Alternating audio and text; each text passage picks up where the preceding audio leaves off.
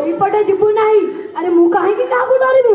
ଏ ପାଣି ଆମର, ଏ ନଦୀ ଆମର, ଏହା ଦେହରେ କେତେ ଆମେ ଗାଧୋଇଛୁ, କେତେ ପହଁରିଛୁ, ଆଉ ଡଙ୍ଗା ନାହିଁ ଏପଟ କୂଳରୁ ସେପଟ କୂଳକୁ ବି ଯାଇଛୁ।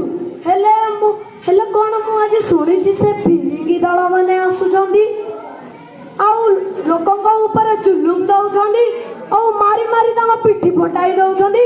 ନା, ଏହା କେବେ ବି ସମ୍ଭବ ନୁହେଁ। ତାଙ୍କୁ ମୁଁ ଆଜି ଛାଡ଼ିବିନି, କେବେ ବି ଛାଡ଼ିବିନି।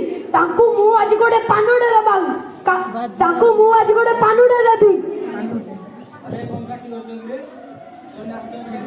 ଇଏ ସେଇ 2-4ଟି ଫିରିଙ୍ଗି ସେନା। ଆଉ ରୁହ, ଆଜି ମୁଁ ତମକୁ ଗୋଟିଏ ପାନୁଟେ ଦଉଛି।